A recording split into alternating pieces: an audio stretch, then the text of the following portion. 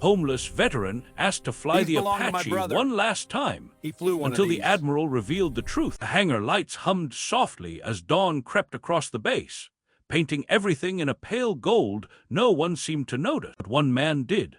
A homeless veteran stood at the gate, motionless, eyes locked on a single Apache helicopter, like he was staring at a ghost or remembering one. The ceremony hadn't started yet, but the air already carried the energy of something important, something rehearsed, polished, and guarded. Officers moved with crisp steps, clipboards hugged to their chests, suits brushed clean for the cameras that hadn't even arrived. The Apache sat in the center of the hangar like a sacred monument, its rotors still, its frame freshly restored, its paint glowing under industrial light. But the man standing outside the fence wasn't looking at the glory. He wasn't looking at the crowd or the banners or the brass badges. He was looking at the machine with a quietness that didn't belong to a stranger. He stood barefoot in worn-out boots, jacket torn at the sleeves, beard carrying years of unspoken stories. Dirt clung to his hands, but his eyes were startlingly clear, focused, familiar with something far beyond the life he lived now. His name was *Elias Ward*, though no one had spoken it in years. To most people on the street, he was Sir, Buddy, or sometimes nothing at all. He slept under the abandoned freeway ramp 2 miles away, kept warm by cardboard walls, coffee vouchers, and a small faded backpack that never left his side. This morning, something had pulled him from sleep before the sun rose. Maybe it was the distant rumble of helicopter engines warming up. Maybe it was February air hitting his lungs like memory. Maybe it was simply time. Elias walked the long road to the base slowly, limping slightly on his right leg, the one doctors patched together after an explosion he never talked about. As he approached the fence, the world inside felt separated by more than just chain link. It felt like a past life staring back at him. He rested his hand on the cold metal wires, breath catching at the sight of the Apache's familiar silhouette. He didn't whisper its name. He didn't have to. His face softened in a way that made him look younger, almost recognizable, like a pilot seeing his bird again after believing it lost forever. Behind him, cars rolled in, uniforms hurried by, but no one saw him. Not yet, but someone would. Within minutes, everything was about to change. Inside the hangar, preparations moved like a well-oiled machine. Technicians tightened last-minute bolts, wiping down metal with cloths that left the Apache gleaming like it had never tasted sand or war.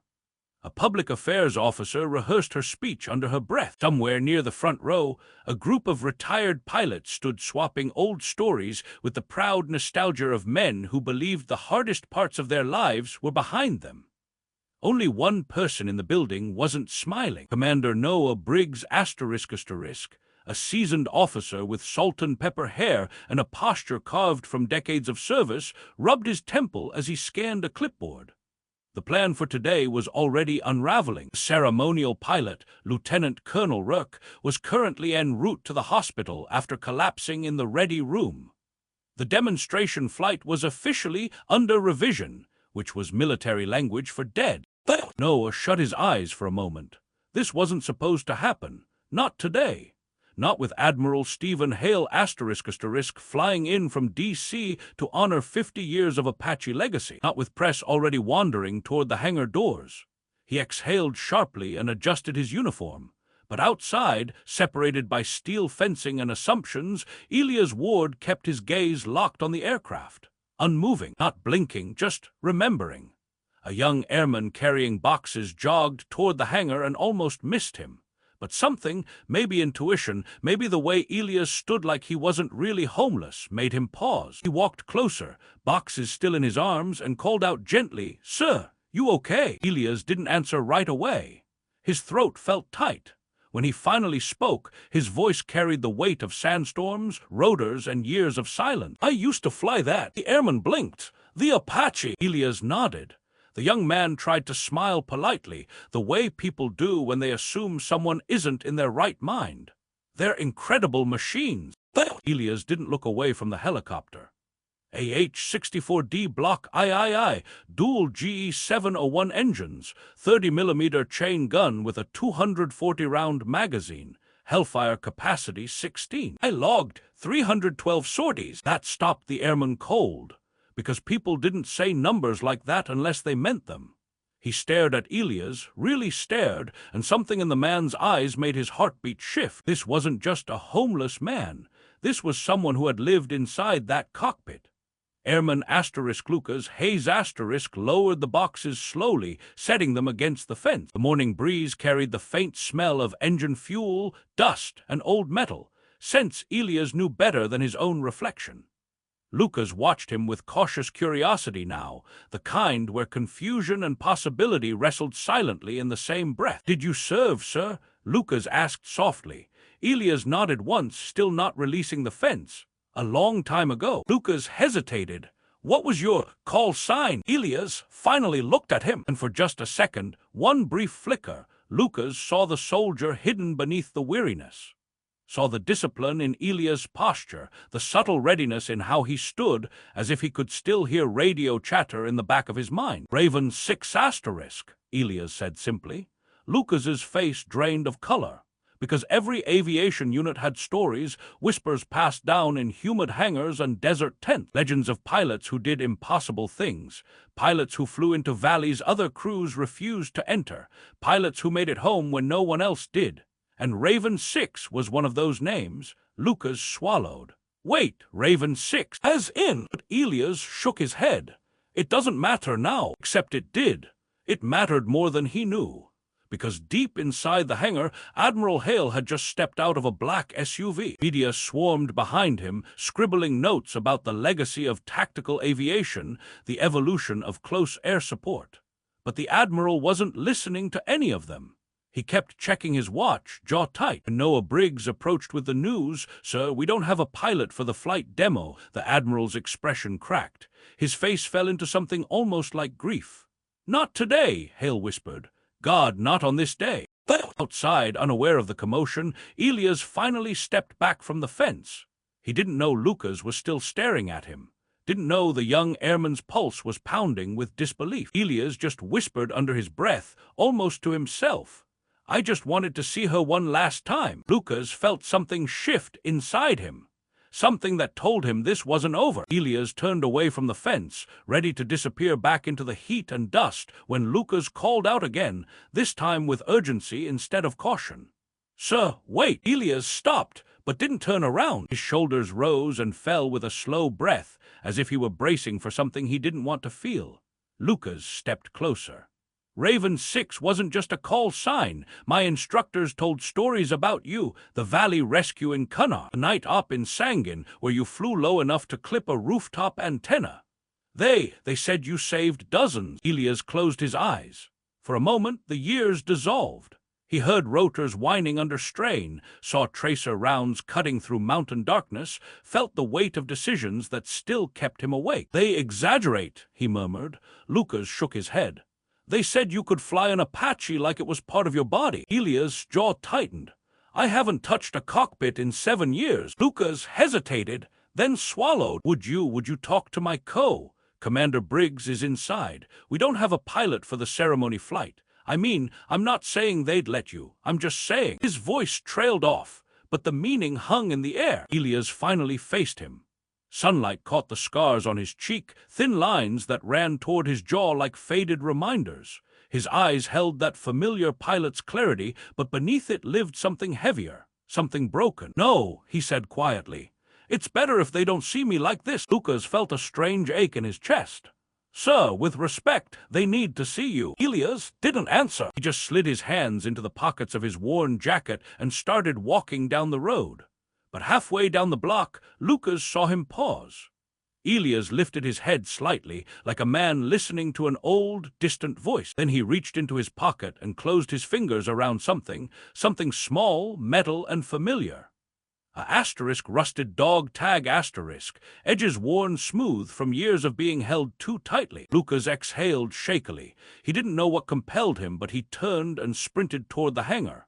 "Commander Briggs, sir, you need to come outside, now." Inside the hangar, Commander Briggs was knee-deep in damage control. The Admiral was pacing, phone in hand, frustration tightening every line in his face.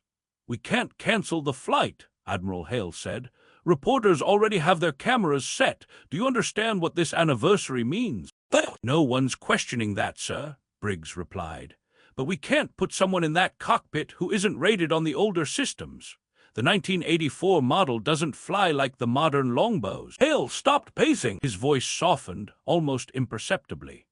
That aircraft belonged to a friend of mine, he said, a pilot who never made it home. We restored it so his legacy wouldn't be forgotten. Canceling the flight would feel like losing him again. Briggs swallowed. He had no answer for that. Before the silence grew too heavy, Lucas burst through the hangar doors. His salute was shaky from sprinting. "Commander, you need to come outside." Briggs frowned. "Hayes, this is not the time." "Sir, it's important. There's a man at the fence. Says he flew Apache. Says he was Raven 6. Everything stopped. Briggs slowly lowered the clipboard in his hand. Admiral Hale turned sharply, eyes narrowing, not in suspicion, but in disbelief so sudden it looked like pain. "Raven 6, the Admiral repeated. Lucas nodded, breathless. "Yes, sir." Hale's voice dropped to a whisper. "That's impossible." Briggs exchanged a confused glance. "Sir, who is—" But the Admiral didn't answer. He was already moving toward the exit, his steps long, urgent, driven by something old and unfinished. "Hayes," Briggs said, hurrying after him, "start from the beginning. What exactly did he say?" Lucas followed them out into the sunlight. "He didn't brag, sir. He didn't even look at me when he said it. But he knew systems, specs, things no civilian would know. And the way he looked at the Apache, he shook his head. It wasn't nostalgia. It was like he'd just stepped out of one." Briggs's face hardened with a new seriousness. And the Admiral, his expression was something Lucas had never seen in a senior officer: fear, hope, and maybe guilt. "Where is he?" Admiral Hale whispered. Lucas pointed toward the road, but Elia's ward was gone. The room fell into a sudden, dense silence, one that pressed on everyone's chest as though the oxygen had been sucked out. Colonel Hayes stared at Elias like he had seen a ghost crawl out of the wreckage of a decade-old crash. "Repeat that," Hayes said quietly, too quietly. Elias swallowed. "I said I wasn't the pilot in that accident." Whispers erupted immediately, sharp and confused. Hayes stepped closer, eyes narrowing. "You claimed the bird went down. You claimed mechanical failure." "I claimed what I had to," Elias replied, voice breaking at the edges, "because the truth would have destroyed someone who didn't deserve it." A chair screeched as Captain Monroe stood up. "Sir, what is he talking about? The official report clearly states—" "The report was a lie," Elias said. Everyone froze. Elias lifted the small, worn backpack he always carried, setting it gently on the table as if placing down something sacred.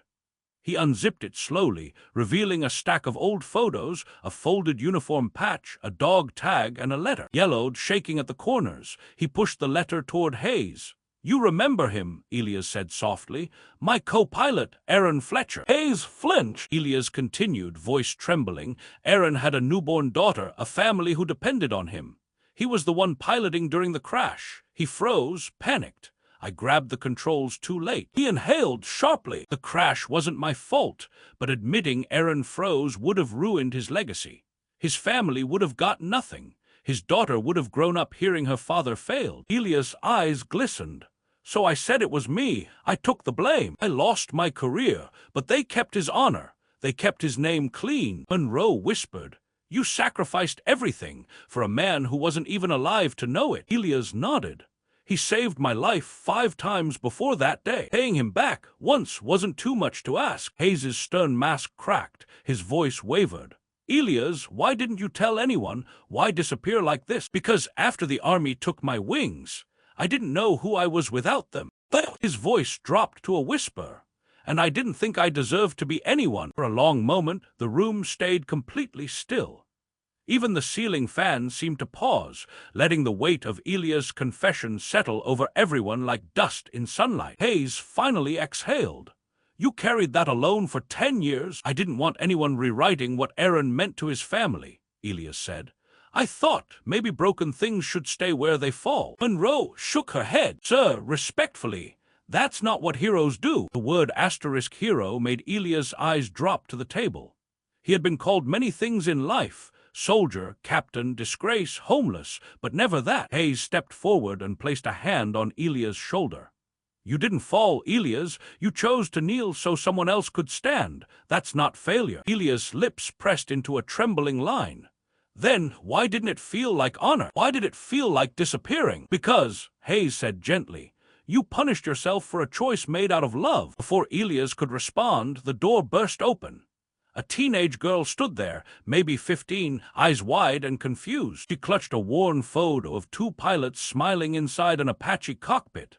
Elias froze. Hayes straightened. How did she get in here? The girl stepped forward timidly. I'm sorry, I just wanted to see him. She pointed at Elias. You're Elias Ward, right? Elias blinked. Yes, and you are. The voice wavered. My name is Hannah Fletcher. Aaron Fletcher was my father. The room went silent again. Elias' breath caught. His knees almost buckled. Hannah held out the photo. My mom kept telling me stories about Dad's last mission, how the pilot beside him was the bravest man she ever heard of, how he saved her family's future. Monroe brought a hand to her mouth. Hannah's voice softened. I found her old letters. She always wanted to thank you. She said you didn't just save my father's honor, you saved me. Elias felt something crack open inside him, a dam holding back a decade of swallowed emotion. Hannah stepped closer and whispered, Please don't disappear again. My father wouldn't have wanted that. For the first time in 10 years, Elias let himself cry. Elias couldn't speak. His throat tightened, his hands shook, and the years he spent hiding from the world suddenly felt unbearably heavy. Hannah stepped closer, not afraid of the man others avoided on sidewalks, not disgusted by the worn jacket or the dirt under his nails. She looked at him like he was someone who mattered. Someone human. Hayes cleared his throat softly, giving Elias space. Hannah, how did you even know where to find him? Hannah lowered her eyes. Mom passed last year. I found her journal. She wrote about looking for Elias Ward, the man who carried my husband's mistakes so our daughter would never carry his disgrace. Her voice trembled. I thought if he knew how much she admired him, maybe he wouldn't feel so alone. Elias pressed a hand against his mouth to stop it from shaking. She admired me after everything. Hannah nodded. She knew the truth, maybe not the details, but she always believed you were protecting Dad. She said, some heroes live quietly so others can rest loudly. Elias' vision blurred again. Hayes stepped forward. Elias, you were never meant to carry this alone, and you don't have to anymore. Monroe added, you deserve a seat in this room as much as anyone here. Hannah reached out her hand. Elias hesitated. His hands were rough, worn, undeserving in his own eyes, but she didn't pull away.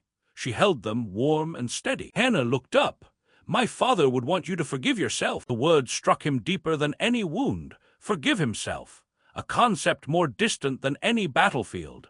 Elias nodded slowly, emotion choking him, and whispered, I'm trying. But as he looked around the room, Hayes, Monroe, mechanics, officers, and Hannah, he realized something. For the first time in a decade, he wasn't invisible. And for a man who had spent years fading into the background noise of a city, that single realization felt like sunrise. The base commander entered the room abruptly. We need to start the ceremony in 10 minutes. Where is Colonel Hayes? Then his eyes fell on Elias. Confusion flashed, followed by recognition. Ward, Elias Ward, you're alive. The room stiffened. Hayes stepped forward. Sir, we have a change of plans. The commander raised an eyebrow. A change of plans? Hayes nodded firmly. Yes, sir, the Apache we restored, the one we're dedicating today, it wasn't just any aircraft. It was their aircraft. He pointed to Elias and the photo in Hannah's hand. The commander exhaled, stunned. Ward flew the original, the one from the classified mishap. Elias shook his head. My co-pilot did. I took the blame. A long silence followed. The commander approached Elias with slow, measured steps, studying the scars carved into his face, the limp in his leg, the exhaustion hiding behind his eyes. We tried to locate you for years, he said softly, but no one expected you to be living on the street. Elias lowered his gaze. I didn't want to be found. The commander breathed out. Well, you are now. He turned to Hayes. Tell the team. We're changing the dedication. What shall we dedicate it to, sir? Hayes asked. The commander looked at Elias with a weighty respect. To the soldiers who carry burdens no one sees, and to the ones who stand in their shadows, unseen but unforgettable. Monroe swallowed hard, eyes glistening. "That's perfect, sir." Commander nodded, then placed a hand on Elia's shoulder. "And Ward, you're coming with us. You deserve to be part of this." Elias blinked. "Me? I can't, I'm not." But the commander cut him off. "You are exactly who this ceremony is for." Hannah slipped her hand into Elias. "You don't have to hide anymore." For the first time, Elias didn't pull away. He exhaled shakily, nodding. "Okay." And together they walked toward the hangar doors, the same doors Elias once stood outside of, unseen behind the fence. This time he entered through the front. The hangar was filled now. Cameras flashed. Soldiers stood in formation. Families gathered with folded programs. The restored Apache sat under a spotlight, its polished frame reflecting every breath of light like a monument resurrected from memory. As Elias stepped inside with Hayes, Monroe, the commander, and Hannah at his side, conversations quieted. Boxes of murmurs rippled through the crowd. "Is that him? Colonel Hayes brought him. He survived the crash. Why was he gone so long?" Elias felt the weight of every stare, but he didn't feel small, not anymore. Hayes took the podium. "Ladies and gentlemen, today we plan to honor the legacy of a historic aircraft, but instead, we honor the legacy of the men who flew it." He gestured for Elias to stand beside him. Elias froze, but Hannah gave him a gentle nudge. Monroe smiled with encouragement. Hayes nodded with pride. Elias stepped forward. Hayes continued. "This man, Captain Elias Ward, carried the truth of a tragedy no one else could bear. Not because he was guilty, but because he was good." Gasps spread across the audience. Elias' heart hammered. Hayes added, "He sacrificed his name so a fallen soldier's family could live with honor. Today, we restore more than a helicopter. We restore a legacy." The crowd rose to its feet in a standing ovation. Elias stared at them in disbelief. These were the same uniforms he once thought he'd never stand beside again. The same halls he believed he'd never be worthy to return to. Tears welled in his eyes. When the applause faded, Elias stepped toward the microphone, slowly, nervously. I'm not a hero," he began softly. "I'm just a man who made a choice to protect a friend, and for years I thought that choice destroyed me." His voice cracked. But after the ceremony ended, people gathered around Elias like he was an old friend returning from a long journey instead of a man who had spent years surviving on scraps and silence. Soldiers saluted him. Mechanics shook his hand. Veterans embraced him. Even strangers thanked him for sacrifices they had never known he made. Elias felt overwhelmed, almost weightless, as if he had stepped into a life he wasn't sure belonged to him. Hannah stayed close, as though she understood he might bolt if left alone for even a moment. Eventually, Hayes approached. "Walk with me." Elias nodded, and they stepped outside the hangar into the cool evening. The air smelled like jet fuel and fresh beginnings. The base lights blinked against the sky like constellations trying to find their formation. Hayes said quietly, "You know, I used to look for you at every shelter we visited, every clinic, every street corner where veterans gathered." Elias exhaled slowly. "Why?" "Because I didn't believe the report." Hayes paused, voice softening. "Not the part about your failure, the part about you turning your back on us. That never sounded like you." Elias rubbed the scar on his jaw. "When they took my wings, I thought the best thing I could do for everyone was disappear." Hayes stopped walking and faced him. "Elias, you didn't lose your wings. You gave them away." Elias swallowed hard. Hayes continued, "Now it's time to take them back, not the aircraft, not the uniform, but your life. You have people who want you here, people who need you." Elias looked at the ground. "It's not that easy." Hayes smiled faintly. "If it were easy, it wouldn't be worth it." Elias lifted his eyes. Hayes wasn't just speaking as a superior officer. He was speaking as a brother in arms. "Come back to us, Elias," Hayes said gently. "Not as a pilot, not as a soldier, just as yourself." For the first time, Elias didn't feel afraid of the idea. He nodded. "I want to try." Back inside the hangar, technicians prepared to shut down for the night. The Apache's new paint gleamed under dimming lights as if listening to its own resurrection story. Hannah walked toward it with Elias, her eyes wide with reverence. "You flew something like this?" she asked softly. Elias chuckled. "Every day felt like flying a lightning storm with blades." Hannah traced a finger along the cool metal. "Dad used to tell Mom the sky felt different up there, like it had rules of its own." Elias' expression softened. He loved the air more than the ground, said the sky was the only place where he felt understood. Hannah smiled gently. Mom said the same about you. Elias froze. Hannah stepped closer. She always believed you were Dad's balance, that he flew high because he trusted you to hold the world steady when he couldn't. Elias' jaw trembled. He trusted me too much. I should have grabbed the controls sooner. Hannah shook her head firmly.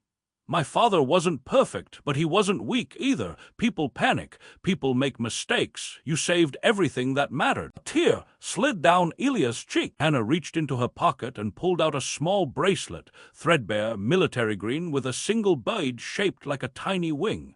This was his, she said. Mom kept it safe. I want you to have it. Elias stared at it as if it were a piece of Aaron's soul. Hannah, I can't. You can, she insisted. Because you're the reason this family still stands. He slipped it gently onto his wrist. The weight of it, light as thread, heavy as memory, settled over Elias like a vow he hadn't known he was allowed to keep. Monroe approached them with a warm smile. We're heading to the mess hall. You two coming? Elias looked at Hannah, then at the bracelet, then at the Apache. For the first time in 10 years, the world didn't feel like something he had to survive. It felt like something he could rejoin. He nodded. We're coming. The mess hall buzzed with laughter and the comforting chaos of shared meals. Trays clattered, boots scuffed floors, and conversations overlapped like music notes in a song only soldiers understood. The warmth felt foreign to Elias, like stepping into a home he didn't know he still belonged to. Hannah sat beside him, refusing to let him sit alone. Monroe and Hayes joined them. Someone brought him a steaming plate of food before he could ask. He blinked. This is a lot. Monroe grinned. Welcome back to civilization, Hayes added. Just wait till someone challenges you to arm wrestling. Elias smirked, shaking his head. I'll pass. Across the room, soldiers glanced over at him, not out of suspicion but admiration. Some nodded respectfully. Others lifted their cups in silent salute. A few approached briefly, just to say, Glad you're home, sir. Of course, your story meant something today. Elias accepted each word with humility he had earned the hard way. Hannah nudged him. Feels different, doesn't it? Yeah, Elias admitted. I spent years thinking no one wanted me around, and now it feels like I never left. Hannah smiled. That's because you didn't. You were just lost. Elias looked at her, a warmth rising in his chest. You know, you remind me of your father. She laughed softly. Everyone says that. No, he said quietly. Not the way you look or talk, the way you carry others' burdens like they're your own. Aaron did that too. Hannah's eyes glistened. Thank you. Hayes suddenly tapped his spoon on his glass. Everyone, he called loudly. The room quieted. Hayes continued, we have a tradition. When someone returns, no matter how long they were gone, we welcome them properly. Monroe grinned. Oh, he's going to hate this. The entire room rose. Hayes raised his cup. To Captain Elias Ward, a soldier, a brother, and proof that even when a man disappears, he can still find his way back. To Ward! The room roared. Elias' throat tightened as the sound washed over him, loud, raw, real. He had never felt more seen. He had never felt more alive. Later that night, after most of the crowd dispersed and the mess hall settled into a quieter hum, Hayes walked Elias and Hannah toward the guest quarters. The hallway lights flickered softly, casting long shadows across the walls, shadows Elias once feared stepping into. But tonight, with Hannah at his side, he felt grounded. Hayes stopped at a door and handed Elias a keycard. This room is yours, for as long as you need. Elias stared at the card as if it were something sacred. I don't know what to say. Say nothing, Hayes replied with a gentle smile. Just rest. You've been fighting alone for too long. Hannah folded her arms. We're not letting you go back under a bridge. Elias chuckled softly. You're stubborn. And your family, she said. The word hit him unexpectedly, family. He cleared his throat. Hannah, I want you to know something. She tilted her head. I didn't come back for applause or forgiveness or attention. I came because seeing you today reminded me that my choices had meaning. Real meaning, you're the proof. Hannah's eyes softened. And you're the reason I have a life at all. Elias swallowed deeply, overwhelmed. Hayes placed a comforting hand on his shoulder. Get some sleep. Tomorrow we start figuring out what comes next. Elias raised an eyebrow. What does asterisk come next? Hayes smiled. That's the best part. You get to decide. Inside the room, Elias sat on the bed, staring at his reflection in the small mirror. The man looking back wasn't the ghost he remembered. He wasn't the broken shadow drifting through streets. He was a soldier who had carried a burden heavier than any aircraft, and tonight, for the first time, he felt lighter. He touched the bracelet Hannah had given him, a thread, a wing, a promise. He whispered, "I'm still here," and for once he believed it. Morning sunlight spilled through the curtains like a gentle invitation. Elias woke slowly, the quiet unfamiliar yet comforting. For years he had woken to sirens, cold wind, and the ache of survival. Today he woke to warmth. He stepped outside, breathing in the crisp air. The base bustled with early routines, jogging soldiers, fueling trucks, distant helicopter blades warming up. Hannah spotted him and jogged over. "Good morning." Elias smiled. "Morning, you're up early. I wanted to show you something." She led him across the base to the hangar. The Apache stood in the center, elevated on display blocks, a plaque newly installed beneath it. Elias approached slowly, reading the engraved words. "In honor of those who carry burdens unseen, dedicated to Captain Elias Ward and Chief Warrant Officer Aaron Fletcher. Brothers in flight, brothers in sacrifice." Elias' breath caught. He reached out and touched the metal frame. Cold, familiar, alive in memory. Hannah said softly, "Now everyone will know the truth, not just the tragedy but the courage." Elias closed his eyes. Footsteps approached behind him,